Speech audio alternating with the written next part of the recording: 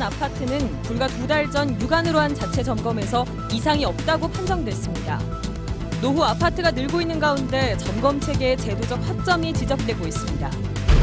유병헌 씨의 사인이 미궁에 빠지면서 경찰의 수사도 어려워지게 됐습니다. 초동 수사에 어이없는 실수는 또 드러났습니다. AI의 여파로 오리고기 가격이 급등했지만 소비가 줄어 사육농가가 울상입니다. 천연기념물인 수달이 광주천에서 또 발견됐습니다. 폭우 때 어미를 잃은 새끼 수달로 보입니다. 시청자 여러분 안녕하십니까? 세월호 참사 원인 중 하나로 꼽히고 있는 세월호 증개축 과정에 국정원이 개입했다는 의혹을 세월호 대책위원회가 제기했습니다. 국정원이 세월호의 실소유주로 의심된다는 주장까지도 제기했는데 국정원은 일단 사실이 아니라고 부인했습니다. 첫 소식 김진선 기자입니다. 세월호에서 잠수사가 지난달 건져올린 노트북 하드디스크가 복원됐습니다. 2만 3천여 개의 파일 가운데 눈에 띄는 건 국정원 지적사항.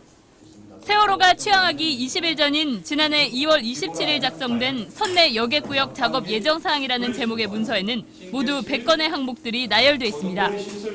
선원 휴가계획서부터 작업수당 보고서, 전시실 도색 작업, 하다못해 화장실 휴지와 물비누 보충까지 세월호에 대한 상세한 지시가 포함되어 있습니다. 이 문건의 작성 시기와 그 내용을 보면 국정원이 청해진 해운이 세월호를 구입하고 정축하는 데 깊숙이 관여했다고 볼 수 있습니다. 세월호가 처음 취항하기 전에 이뤄진 국정원의 꼼꼼한 지적사항을 확인한 세월호 가족대책위원회는 국정원이 세월호 구입과 증개축에 깊숙이 관여했다고 주장했습니다. 국정원이 세월호의 실제 소유주이거나 운항에 직접적인 관련이 있다는 추정이 가능하다는 겁니다. 증개축을 지시했다는 정황이 있다는 이유로 유병헌이 실소유주라고 정부가 추측했다면 이 정도로 배 구조 어떤 여러 가지 어떤 상황에 대해서 깊숙이 관여하고 지시했다면 국정원은 도대체 뭐냐?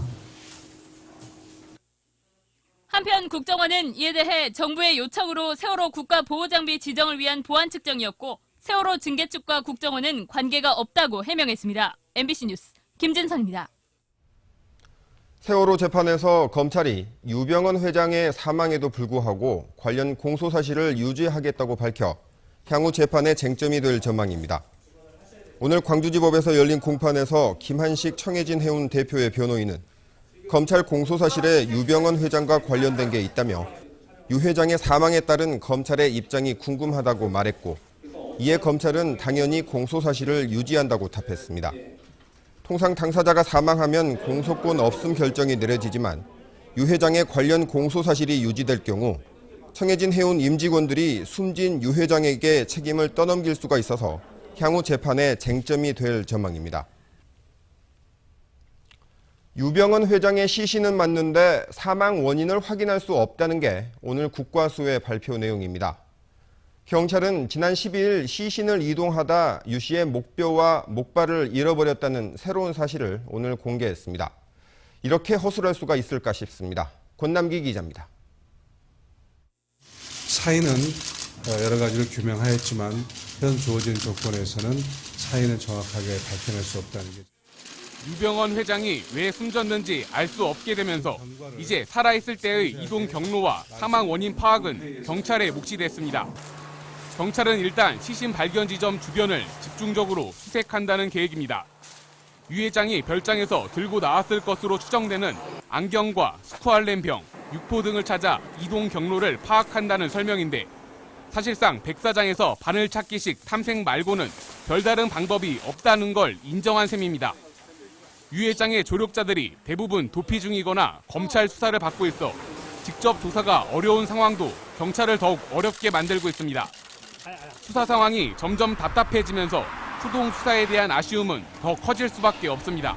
불행히도 이번 사건도 역시 어떤 법의학적 현정에 대한 판단이 없었기 때문에 40일 동안 변사체가 유 회장인지 모르고 있었던 데 이어 경찰은 유 회장의 목뼈 일부와 지팡이를 잃어버렸다고 공식 인정했습니다. 지난달 12일 시신을 옮기면서 목뼈 3개를 현장에 빠뜨렸는데 이 가운데 2개는 나중에 수습했지만 하나는 결국 찾지 못했다는 겁니다. 시신 주변에 있던 지팡이도 경찰관이 찾아서 들고 가기까지 했지만 무슨 영문인지 순찰차에 타기 전에 사라졌습니다. 이해하기 힘든 실수를 되풀이하고 있는 경찰. 앞으로의 수사 전망 역시 밝지 않습니다. MBC 뉴스 권나기입니다. 어제 지하 기둥이 부서져 붕괴가 우려됐던 아파트. 대피한 주민들의 불편이 이만저만이 아닙니다. 그런데 이 아파트는 2달 전 자체 안전점검에서는 이상이 없다는 진단을 스스로 내렸던 것으로 나타났습니다. 육안으로 봐서 이상이 없었다는 겁니다. 이 안전점검 규정 자체를 점검해야 하는 것 아니냐, 이런 지적이 나오고 있습니다. 김민정 기자가 취재했습니다. 콘크리트가 떨어져 나가 철근이 드러난 아파트 지하 기둥에 보강용 기둥을 설치하는 임시 보강 공사가 진행되고 있습니다. 현재는 아파트 저층에서 바닥 처짐이 우려되는 상황이고 당장 붕괴가 걱정되는 상황은 아닙니다. 나머지 7개 정도의 보강 공사를 추가로 합니다. 추가를 한 상태에서 이제 완전 조치를 완전 마무리해 놓고 정밀 안전 진단을 할 겁니다. 부실 시공이나 집안 침하 등이 원인으로 거론되고 있는 가운데 북구청이 정밀 안전 진단에 착수했습니다. 결과가 나올 때까지는 주민 80여 명이 인근 초등학교에 차려진 임시 대피소 생활을 당분간 이어가야 합니다. 나가도 불안하고 집에 가 있어도 불안하고. 사실 여기 있으니 우라통 터져서 좀 미치겠어. 답답했어. 그런데 이 아파트는 지난 5월 자체 안전진단에서 별 이상이 없다고 보고됐지만 2달 만에 지하 기둥에 문제가 생겼습니다. 비전문가가 육안으로만 보고 안전점검을 하는 방식은 위험하다는 지적이 나올 수밖에 없습니다. 지하에 있는 구조물 같은 거 열화가 빠르거든요.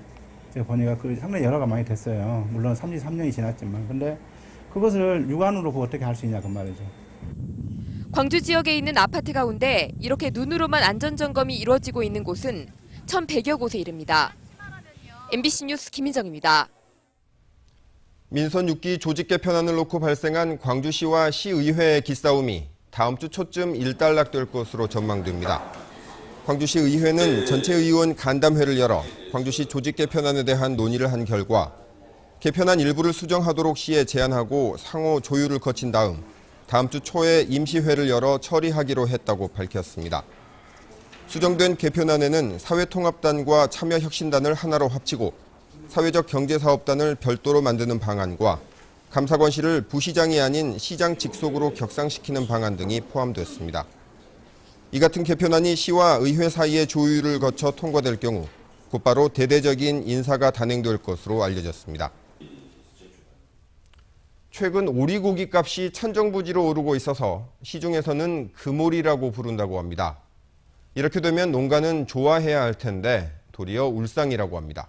그 속사정을 이재원 기자가 취재했습니다.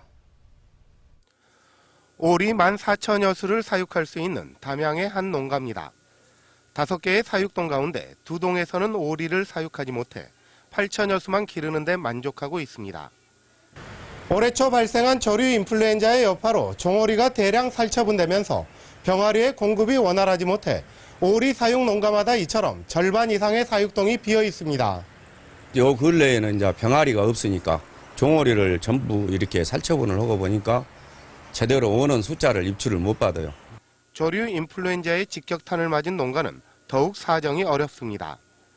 이 농가는 지난 5월 조류 인플루엔자가 발생한 뒤 2달이 다 되도록 병아리를 입식하지 못한 채 보건당국의 허가만 기약 없이 기다리고 있습니다. 1달 반 정도 더 있어야 될 것 같은데 그것도 이제 들어와야 들어온갑다 하지. 진짜 너무 살기가 막막해요. 이처럼 사육 횟수가 급격히 줄어들면서 오리고기 가격은 가파른 상승 곡선을 그리고 있습니다.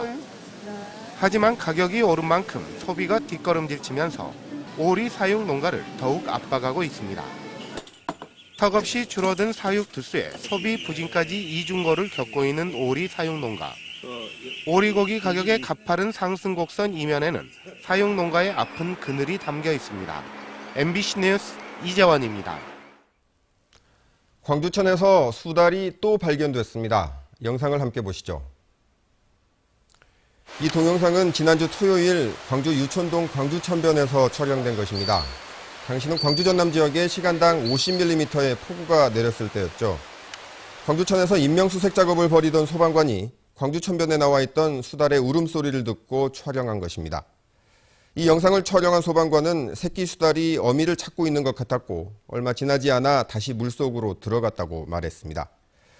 광주에서는 지난 2010년 2월 광주천에서 서식 중인 수달이 처음 발견돼 큰 화제를 모았고 지난해 7월에도 광주의 한 유원지에서 수달이 발견되기도 했습니다.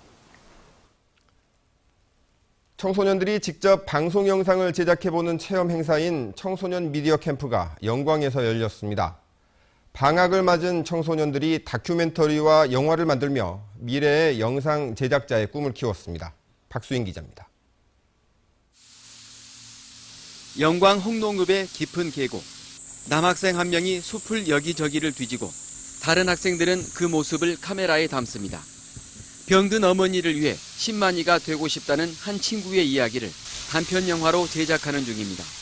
찐받자! 또 다른 학생들은 의미 없는 일상 속에서 꿈을 찾아가는 청소년들의 이야기를 다큐멘터리로 만들고 있습니다. 꿈도 없고 희망도 없는 학생들이 꿈을 좀 찾아간다는 스토리로 지금 만들고 있어요. 광주시청자 미디어센터가 영광에서 마련한 청소년 미디어 캠프엔 홍농중학교 3학년 학생 50명이 참여했습니다. 학생들은 전문 강사들의 도움을 받아 방송 기획에서부터 촬영과 편집까지 모든 제작 과정을 이틀에 걸쳐 체험했습니다. TV로만 봐왔던 뉴스와 다큐멘터리, 영화와 뮤직비디오들이 비록 서툰 솜씨지만 학생들의 손으로 만들어졌습니다. 제 진로를 이제 찾으면서 동영상 만드는 거나 그런 것들이 이제 계속 이어져가지고 나중에 직장 가서라도 굉장히 많은 도움이 될 것 같아요. 여름방학을 맞은 청소년들에게 다양한 진로 체험의 기회를 주기 위해 올해 처음으로 마련된 미디어 캠프는 지역 주민들의 호응 속에 내년엔 더욱 확대될 예정입니다.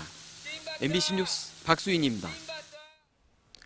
오는 9월 5일 개막하는 2014 광주 비엔날레 입장권 예매가 시작됐습니다.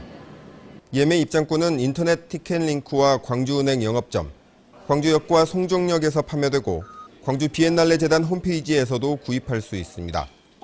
예매 입장권은 현장 판매 입장권보다 30에서 50%까지 싼 가격에 판매되고 비엔날레 개막 전인 9월 4일까지 구입할 수 있습니다. 광주 고려인 마을은 수건사업인 종합지원센터를 설립하기 위해 광주 사회복지공동모금회와 협약을 맺고 모금 활동을 시작했습니다. 협약에 따라 기부자가 고려인 마을을 지정해 후원금을 내면 고려인 종합지원센터를 건립하기 위한 기금으로 적립됩니다. 고려인 마을은 기금이 조성되면 어린이집이 입주해 있는 지하 1층, 지상 3층 건물을 사들여 고려인의 정착을 위한 종합지원센터로 만들 계획입니다. 전남대학교가 수시 모집을 앞두고 대학과 전공에 대한 정보를 제공하기 위해 내일까지 이틀간의 일정으로 진로 진학 박람회를 열었습니다. 전남대는 이번 박람회에서 전국의 고등학생과 교사, 학부모들에게 전공과 진학 상담, 진로 체험과 학과 탐방 등의 프로그램을 제공하고 있고 진로 선택에 도움이 되는 특강도 진행합니다. 장성 군수 선거 과정에서 금품을 주고받은 전 군수 부인과 선거 브로커가 모두 유죄를 선고받았습니다.